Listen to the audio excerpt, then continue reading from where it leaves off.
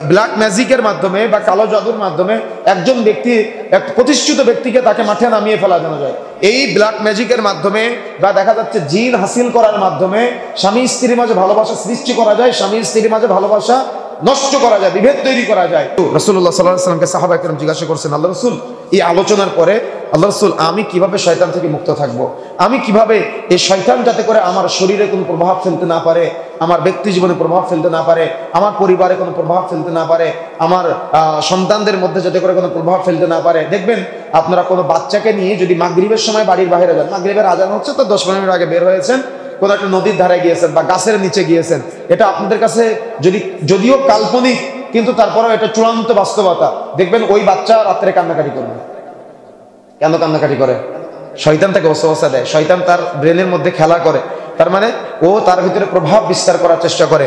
এই জন্য রাসূলুল্লাহ সাল্লাল্লাহু আলাইহি সাল্লাম এ ব্যাপারে এবং সাহাবায়ে কেরাম থেকে এবং উলামায়ে কেরামের জমহুর মত অনুযায়ী, বিশেষ করে যখন সূর্য মাথার নিকটবর্তী থাকে অর্থাৎ সোজাসুজি থাকে, যখন সূর্য অস্ত যায় অর্থাৎ সন্ধ্যা নামে, এই সময় শয়তান চতুর্দিকে ঘুরে বেড়ায়, কাকে ওয়াসওয়াসা দেওয়া যায়, কার পথভ্রষ্ট করা যায় ও প্রচেষ্টা চালায়। এই সময় ওরা বাচ্চাদেরকে বেশি বেশি প্রভাবিত করার চেষ্টা করে।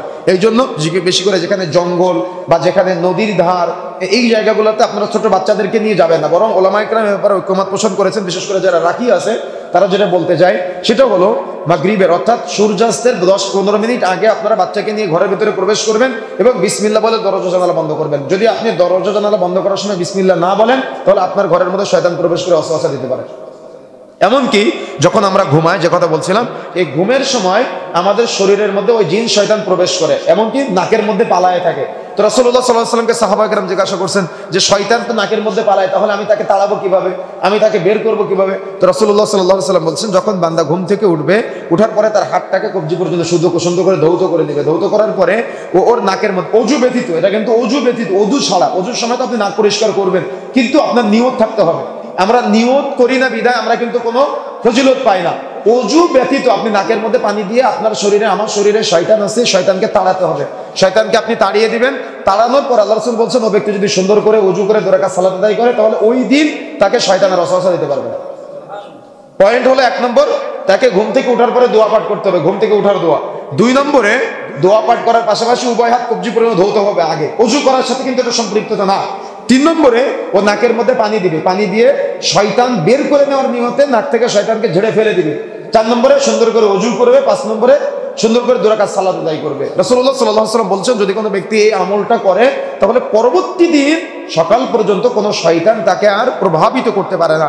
এরপরে যদি আমলটাকে করতে না পারে, তাহলে সে যেন প্রতিদিন ফজরের সালাতের পরে, মাগরিবের সালাতের পরে সূরা ফাতিহা, সূরা নাস, সূরা ইখলাস, এগুলা বিশেষ করে আয়াতুল কুরসি, এগুলা পড়ে হাতে ফু দিয়ে মাথা থেকে পা পর্যন্ত মাসহ করে এবং এগুলোর উপরে সব সময় আমল করে, তাহলে কোনো শয়তান, বিশেষ করে জিন শয়তান, তাকে কখনো প্রভাবিত করতে পারবে না। এই জন্য এই প্রচেষ্টাটা আমাকে আপনাকে অব্যাহত রাখতে, বিশেষ করে যাদের বাড়িতে বাচ্চা আছে, ছোট ছোট বাচ্চা আছে, বাচ্চাদের উপরে শয়তান বেশি প্রভাব বিস্তার করার চেষ্টা করে। যদি দেখা যাচ্ছে আপনার শরীরের অনেক অসুবিধা মনে হচ্ছে, তাহলে আপনাকে রুকিয়া করাতে হবে।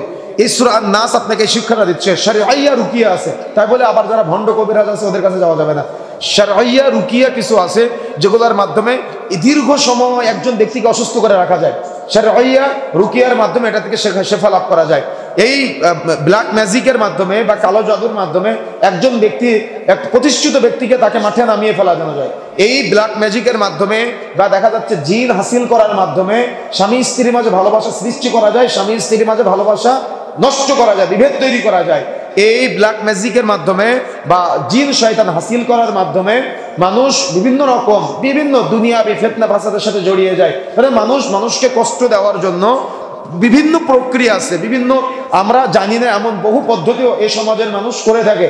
তো এই জন্য যদি আমরা এগুলা ফেস করি যে আমাদের এগুলা হয়তো হতে পারে, তখন আমাদের উচিত, দেখতেছেন আপনি দীর্ঘদিন ডাক্তার দেখাচ্ছেন কিন্তু আপনার কোনো কাজ হচ্ছে না, কোনো আপনি পরিত্রাণ পাচ্ছেন না।